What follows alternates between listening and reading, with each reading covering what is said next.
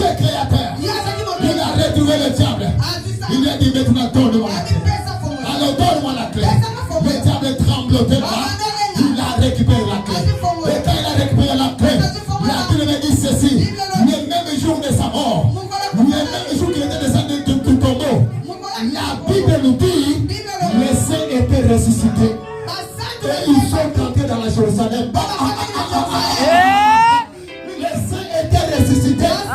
Le même jour qu'il était mort, le même jour qu'il a rendu l'âme, les saints étaient ressuscités pour dire qu'il avait récupéré la clé. Et il a libéré les saints qui étaient captifs de la mort. Il les a donné la vie. Je parle ce matin à quelqu'un, toi qui es captif de la mort spirituelle, la mort matérielle. Si ton mariage était captif, tu es libéré ce matin. Tu es libéré ce matin. Jésus-Christ, celui qui détient la clé de la vie. Amen. Celui qui détient la clé de ce jour de mort. Depuis ce jour-là, il a eu la séparation. Il a eu la séparation. Maintenant, si tu meurs, tu ne vas pas partir dans ce jour de mort. Mais tu iras dans le lieu de repos. Parce que tu n'es pas appelé à vivre dans le séjour de mort. Amen. Amen. Les saints étaient ressuscités, sont entrés dans la ville de Jérusalem. Comme un témoignage qui témoigne qu'ils ont été libérés de la prison, de la mort. Amen. Un œuvre sans témoignage, ce n'est pas un œuvre. Le salut sans témoignage, ce n'est pas un salut. Et pour avoir la vie éternelle, il nous faut un témoignage. Il a dit ceci: je vous ressusciterai. Je vous ressusciterai. Oh, nous avons besoin de la preuve. Première preuve. Oh, nous avons vu Lazare être ressuscité. Et maintenant, quand dit-on de Jacob, quand dit-on de Samuel, nous avons besoin aussi de la preuve de gens qui sont morts avant. Et ce jour-là, il a rendu l'âme. La Bible dit ceci: les saints sont ressuscités, sont dans la vie de Jérusalem.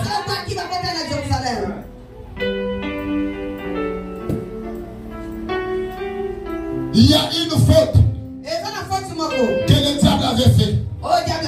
Quand Jésus était mort, on l'a mis dans la tombe.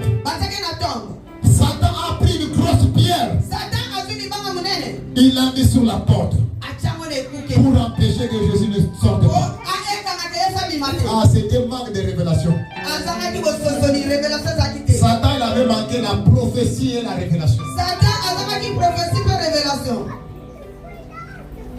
La Bible me dit, il est la pierre angulaire de la fondation. Quand on parle de la pierre angulaire, on parle d'une pierre qui donne la forme à la construction. Amen. Parle de la pierre angulaire. C'est la pierre qui donne la forme à la construction. Or, quand le diable avait mis la pierre pour empêcher Jésus de sortir, il y avait deux choses qu'il avait oubliées. Que celui qui donne la forme de la construction, c'est la même pierre angulaire qui est dans le tombeau. Et il a contaminé la pierre qui était à la porte. La pierre a eu la forme.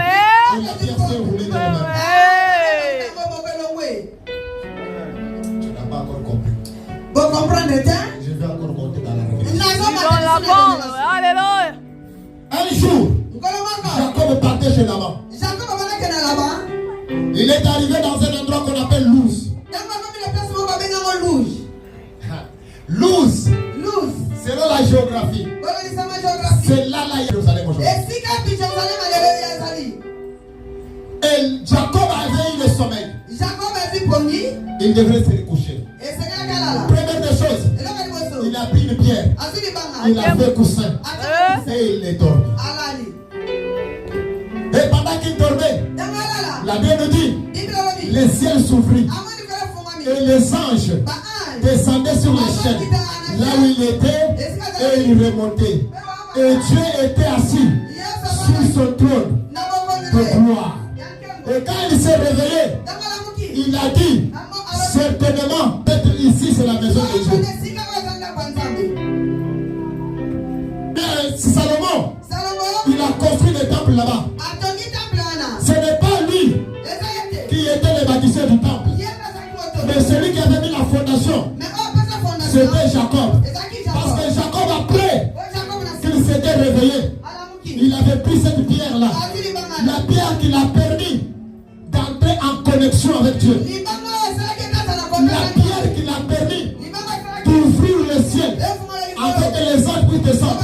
Il a bâti là-bas, il a pris de l'huile, il a oué la pierre et il a dit, certainement cet endroit s'appelle la maison de Dieu. Par révélation, David aussi, il n'a pas construit le temple, mais il a laissé son fils Salomon. Salomon aussi pour construire le temple. Il est parti dans le même endroit. C'est là il y a la fondation du temple que les Romains et les catholiques ont détruit. C'est là-bas il y aura encore le troisième temple qui va se faire déconstruire encore. Le bâtisseur du temple, ce n'était pas Salomon, mais c'était Jacob.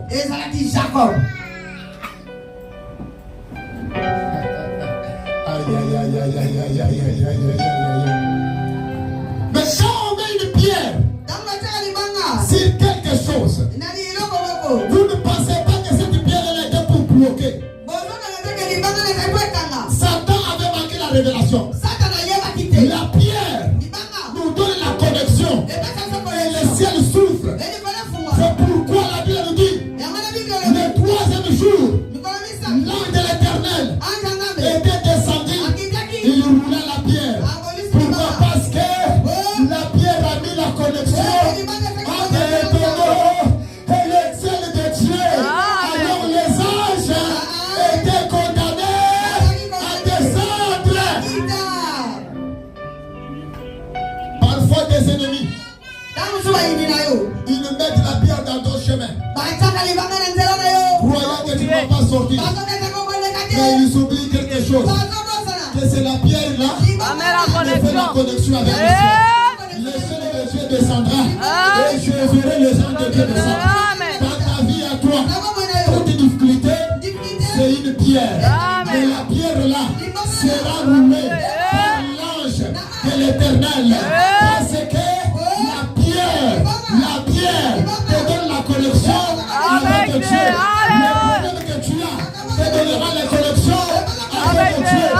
Je ne peux jamais se glorifier dans ta vie à toi s'il n'y a pas de problème. Il n'y a pas de problème. Les difficultés, les blocages, les soucis, tout ça, j'appelle la pierre. Mais aujourd'hui, ce matin, tous ces problèmes-là seront envoyés au trône de l'Éternel.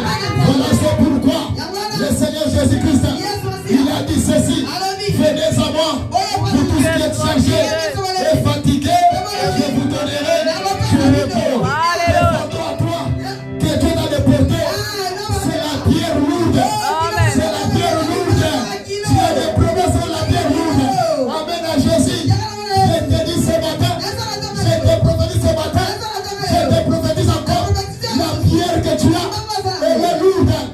Mais cette pierre-là ouvrira le ciel et descendra les anges. L'échelle de Dieu descendra et donnera les miracles, donnera la réponse et tu témoigneras la gloire de Dieu. Dans le même blocage là-bas, il y aura un chemin. Il y aura un chemin. Mais ce ne sera pas le chemin de la terre. Ça serait le chemin céleste. Amen. Glória a Deus. Bien-aimé dans le Seigneur, je parle à quelqu'un ce matin.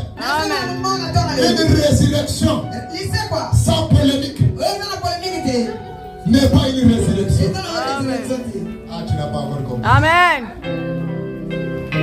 Jésus est ressuscité le troisième jour. La ville de Jérusalem est bouleversée. La confusion est entrée. Les autres disent qu'on l'a volé son corps. Les autres disent non, on ne sait pas, ce sont des menteurs. Polémique. Les autres disent certainement il est ressuscité. Nous l'avons vu.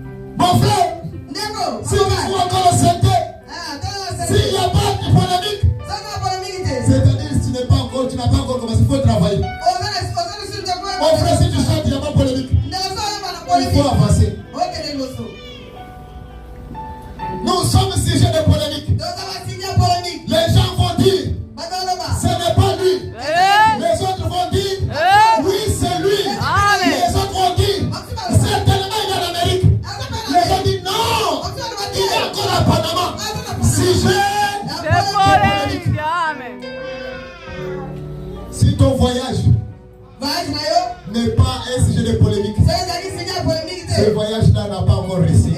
Amen. Amen. C'est la vérité. Si ta santé à toi n'est pas encore sujet de polémique, ta santé là n'est pas encore eu la guérison. Amen. Si ta maison, il n'y a pas encore de polémique, cette maison-là n'a pas encore atteint les niveaux. Il y a quelqu'un qui était guéri et on lui posa la question: est-ce que c'est toi ou bien ce n'est pas toi? Dis-nous la vérité. Les autres disaient c'est moi. C'est moi. Les autres disaient que non, ce n'est pas lui. Peut-être on a changé. Sujet de polémique. On a fait même venir ses parents. Papa, est-ce que moi, il y a on dit non, est-ce que c'est comme ça qu'il est né? On dit oui, c'est comme ça qu'il est né. Mais on ne sait pas si comment il est arrivé à délivrer la vie. Si ta vie à toi n'est pas un sujet de polémique, tu n'as pas envie. Nous sommes un sujet de polémique. Amen. Nous les chrétiens, nous sommes un sujet de polémique. L'église de Sion, c'est un sujet de polémique. Ah, tu n'as pas encore compris. L'église de Sion, c'est un sujet de polémique. C'est un sujet de polémique. Si on n'a pas encore mis la polémique pour l'église de Sion, c'est que l'église de Sion n'existe pas. Il faut qu'il y ait de la polémique pour que qu'on sache que tu existes. Il faut qu'il y ait de la polémique pour que qu'on sache que tu es ressuscité. Il faut qu'il y ait de la polémique pour que qu'on sache que tu es vraiment ressuscité. La vérité. La pierre n'allait pas empêcher Jésus de sortir. Parce que Jésus lui communique la forme. Baratimé, il n'a pas eu la forme. Il a eu la forme, n'est-ce pas? Je prophétise ce matin que ta vie soit dans la forme Amen. que Dieu veut que tu sois. Amen. Je me sors de Jésus. Amen. Écoute-moi très bien. Cette parole que je dis, écris-la quelque part. Écris-la quelque part. Tu seras un sujet de polémique à Austin. Tu n'as pas compris. Amen. Tu n'as pas compris. Tu seras un sujet de polémique Amen. dans la ville d'Austin. Amen. Bakotunanga Begenini Esayetera koma kosa